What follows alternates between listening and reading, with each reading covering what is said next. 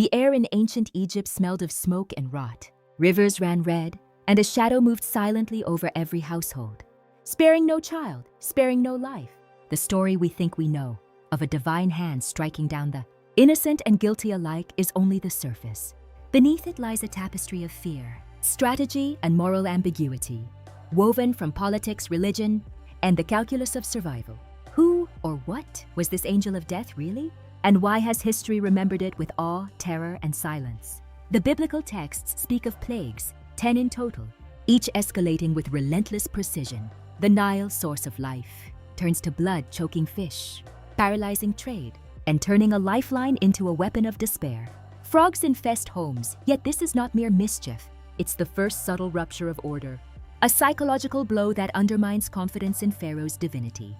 When lice swarm and wild animals prowl, it is easy to frame them as divine wrath, but evidence suggests something more complex. The ancient chroniclers were narrating catastrophe as moral theater, giving cause and effect a personality, a hand to point at, a figure to fear. The angel of death, or Malach Hamavet as the Hebrew texts call it, is never fully described. It is a shadow, a messenger, a figure both real and symbolic. Scholars have noted that the descriptions shift depending on the narrative needs. Sometimes it walks among the living, sometimes it hovers invisibly, striking only the firstborn. Why the firstborn? Was it purely a ritualistic statement about primogeniture, the transfer of power, and the fragile nature of inherited privilege? Or was it also an ancient attempt to rationalize the randomness of mortality itself? Why some die while others live? Why grief falls unevenly? Some historians propose a chillingly practical interpretation. The plagues may reflect actual ecological catastrophes, Nile bacteria turning waters toxic, frog populations surging and dying, locusts descending, all amplified into myth over decades. Yet even if natural causes played a role, the narratives insist upon moral culpability. Pharaoh, stubborn and unyielding, becomes the human face of cosmic justice. But here lies the tension historians rarely dwell on. The suffering of ordinary Egyptians, the livestock, the children. How do we reconcile a moral lesson delivered through indiscriminate devastation? Was the angel of death a moral agent, or simply a symbol for the consequences of concentrated power and defiance? Consider the 10th plague. The firstborns fall silent and a nation trembles. In the biblical text, a mark on the door spares some households. This protection is often read as divine mercy, yet the mechanism itself raises darker questions. Who was chosen to live and who to die? Was survival truly meritocratic, or was it an arbitrary lottery? Wrapped in ritual and obedience, ancient commentary hints that fear itself was the tool. Compliance enforced through terror, obedience through the spectacle of indiscriminate loss. The angel of death may not have needed moral judgment at all. It needed theater. Psychologically, the narrative functions like a mirror to human fears, of invisible forces, of authority unchallenged, of mortality itself. The angel of death is at once a scapegoat and a teacher, an instrument of chaos that imposes order in retrospect. Yet there are inconsistencies, subtle shifts in tone and focus, suggesting that the biblical chroniclers were not mere reporters of events. They were storytellers, myth-makers and propagandists, turning ecological, political, and social crises into the story of divine justice. The moral clarity we expect is fractured. The lines between victim and sinner blur, leaving only horror and awe in their wake. Some modern commentators have tried to sanitize this terror, framing it as allegory, or the plagues as symbolic lessons about obedience and morality. But what if that is precisely the obfuscation the original texts intend? By personifying death, by giving it a name, a hand, a purpose, humans can stare into the void without losing their footing entirely. The angel of death, then, is a paradox. At once a psychological tool, a narrative device, and an almost mechanical agent of consequence, its own motives never fully revealed, yet its effects unmistakable. Look closer at the contradictions. Pharaoh's heart is hardened, yet the narratives imply he is punished for this very stubbornness. The people suffer, yet they are rarely granted agency in the unfolding drama. And the angel, silent, impartial, unstoppable, acts with precision that borders on human strategy, even as it embodies divine will.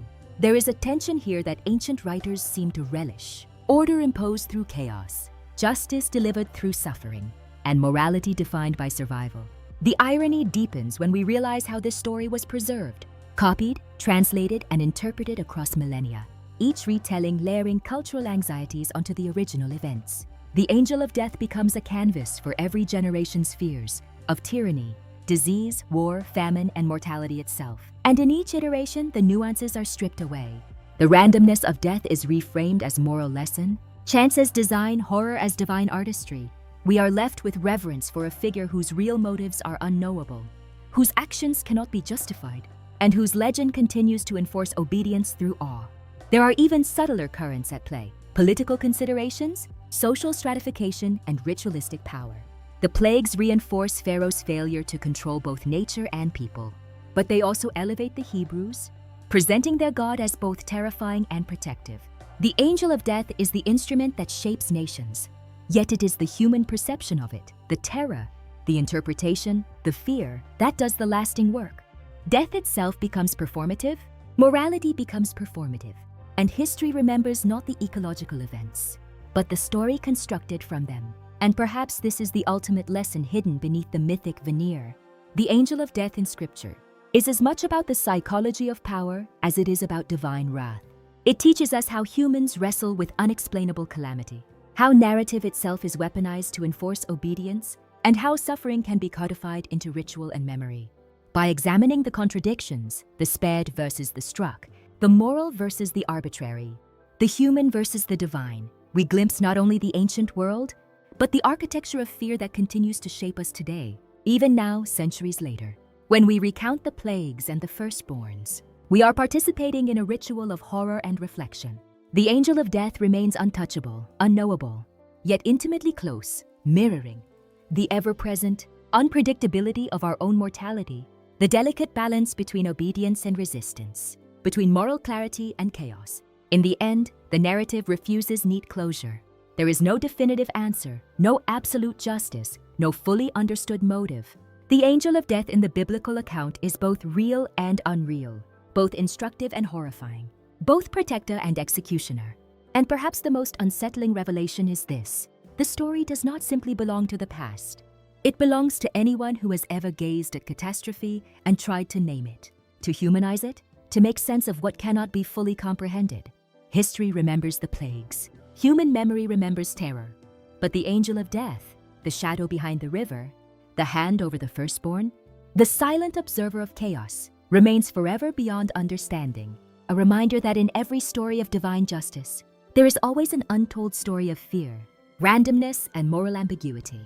Even as we turn the pages, even as we analyze, even as we teach the lesson, one question lingers, persistent and unanswerable: who truly decides what is deserved and what is arbitrary? When the angel of death walks unseen among us,